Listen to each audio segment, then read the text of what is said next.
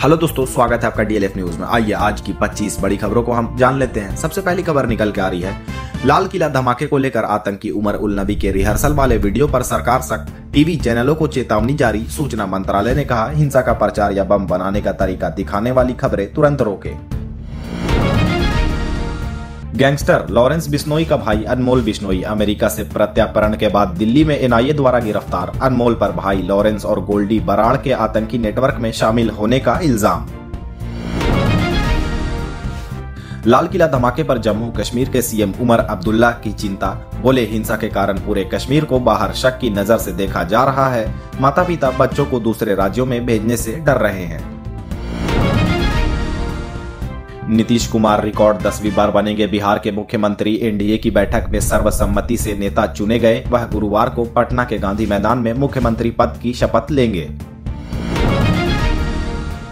Vote चोरी के आरोपों पर चुनाव आयोग के समर्थन में 272 रिटायर्ड जज और ब्यूरोक्रेट्स। राहुल गांधी और कांग्रेस की आलोचना। खुला खत जारी कर कहा, संवैधानिक संस्थाओं पर सवाल उठाना देश हित के खिलाफ है। दिल्ली एनसीआर में प्रदूषण पर सुप्रीम कोर्ट सख्त, कहा नवंबर दिसंबर में स्कूलों के खेल समारोह पर रोक लगे। कोर्ट ने ग्रैब 3 से बेरोजगार हुए कंस्ट्रक्शन वर्कर्स को भत्ता देने का भी आदेश दिया। पीएम मोदी ने पीएम किसान सम्मान निधि की 21वीं किस्त जारी की। देश के 9 करोड़ से ज्यादा किसानों के खाते में 18,000 करोड़ रुपए से ज्यादा ट्रांसफर किए गए। लाल किला ब्लास्ट को लेकर आतंकी डॉक्टर उमर नबी पर 10 लापता लोगों को आत्मघाती हमलावर बनाने की साजिश का इल्जाम। ये सभी लापता लोग हरियाणा की अल फलाह यूनिवर्सिटी से जुड़े हैं। आरएसएस प्रमुख मोहन भागवत का बड़ा बयान, बोले भारत और हिंदू एक ही है, अलग से हिंदू राष्ट्र घोषित करने की जरूरत नहीं। उन्होंने कहा कि हिंदू एक पुरानी सांस्कृतिक पहचान है।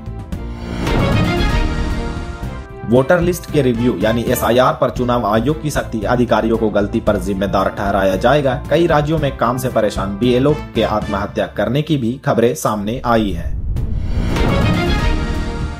मध्य प्रदेश में बीजेपी विधायक संजय सतेंद्र पाठक पर 1135 एकड़ जमीन खरीदी घोटाले का गंभीर आरोप। आदिवासी संगठनों ने कहा, जिन आदिवासियों के नाम पर जमीन खरीदी गई वे अब लापता हैं।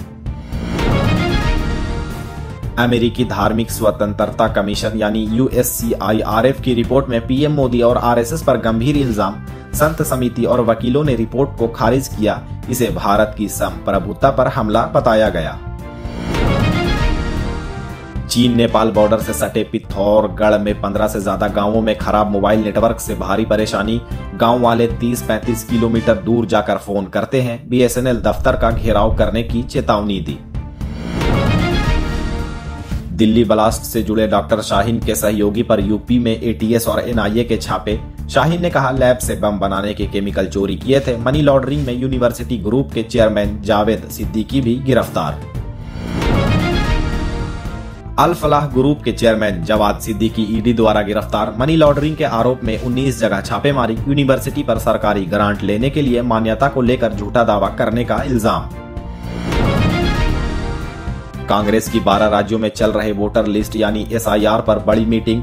खड़गे और राहुल गांधी शामिल। कांग्रेस ने कहा, बीजेपी वोट चोरी के लिए एसआईआर को हथियार बना रही है। रामलीला मैदान में बड़ी रैली का ऐलान। पीओके के पूर्व प्रधानमंत्री चौधरी अनवारुल हक ने भारत में आतंकी हमलों की बात कबूली। पीओके असेंबली में कहा, हमारे शाहीनों ने लाल किले से कश्मीर के जंगलों तक भारत को निशाना बनाया है। रूस ने भारत को SU-57 स्टेल्थ फाइटर जेट्स बेचने की पेशकश की। तकनीक भी बिना शर्त ट्रांसफर करने को तैयार। रूसी सीईओ ने दुबई एयर शो में किया ऐलान। यह प्रस्ताव जयशंकर की पुतिन से मुलाकात के बाद आया। पाकिस्तान में जेल में बंद इमरान खान की बहनों से रावलपिंडी पुलिस की बदसलूकी। जेल के बाहर सड़क पर घसीटा गया। बहनें साप्ताहिक मुलाकात के लिए अदियाला जेल पहुंची थी, लेकिन मिलने नहीं दिया गया। अमेरिकी रिपोर्ट में बड़ा दावा, चीन ने भारत को राफेल बेचने से रोकने के लिए चलाया फर्जी सोशल मीडिया कैंपेन। फर्जी अकाउंट से एआई तस्वीरें फैलाकर राफेल गिराने का दावा किया ताकि अपने J-35 विमानों का प्रचार हो सके। सऊदी प्रिंस मोहम्मद बिन सलमान का बड़ा ऐलान, कहा उनका देश गाजा को दोबारा बसाने के लिए पैसा खर्च करेगा। अमेरिकी राष्ट्रपति ट्रंप ने प्रिंस को पत्रकार जमाल खाशोगी की हत्या मामले में क्लीन चिट दी।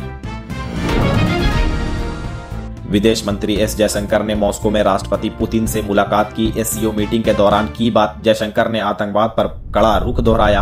कहा, कोई बहाना नहीं, एससीओ से जीरो टॉलरेंस नीति अपनाने की अपील। दुनिया भर के 3.5 अरब से ज्यादा व्हाट्सएप यूजर्स खतरे में। वियना यूनिवर्सिटी के रिसर्च ने पता लगाई बड़ी सिक्योरिटी खामी से प्रोफाइल पिक्चर, स्टेटस और नंबर की डिटेल्स लीक हो सकती हैं। शेयर बाजार में कल बड़ी तेजी दर्ज। सेंसेक्स 513 अंक चढ़कर 85,186 और निफ्टी 142 अंक चढ़कर 26,052 पर बंद। आईटी और बैंकिंग शेयरों में सबसे ज्यादा तेजी रही। सोने चांदी के दाम में हुई बड़ी बढ़ोतरी। 10 ग्राम सोने का भाव 1704 बढ़कर 1,23,884 पर पहुंचा। चांदी की कीमत भी 4,014 बढ़कर 1,58,120 प्रति किलोग्राम हुई।